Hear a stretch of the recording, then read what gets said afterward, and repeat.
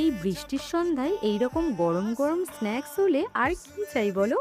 শুধুমাত্র আলুটা সিদ্ধ করে রাখলে তোমাদের মাত্র 10 মিনিটেই এটা বানানো হয়ে যাবে। আর এটা খেতে একবার না বানালে তোমরা বুঝতেই পারবে না যে এটা কতটা সুন্দর। তার জন্য প্রথমে ময়দাটার মধ্যে লবণ আর জল দিয়ে একটা ঘন ব্যাটার তৈরি করে নিতে হবে। এবার কড়ার মধ্যে অল্প অল্প তেল দিয়ে যেমন গোলা রুটি করে সেইভাবে ঠিক বানিয়ে নিতে হবে।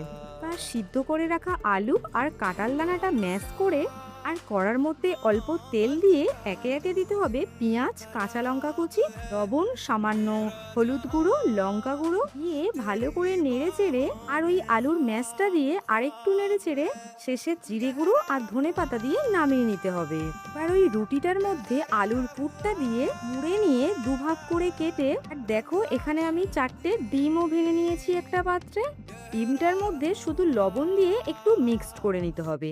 এবার ওই পুরগুলোকে একে একে ডিমের ব্যাটারে দিয়ে তেলে ফ্রাই করে নিলেই তৈরি হয়ে যাবে আজকের সন্ধ্যার নতুন নাস্তা। তোমরাও এভাবে একবার ট্রাই করো, আর ভিডিওটা ভালো লাগলে আমাদের চ্যানেলটাকে সাবস্ক্রাইব করতে কিন্তু একদম ভুলো না। আজকে মতো তাহলে বাই।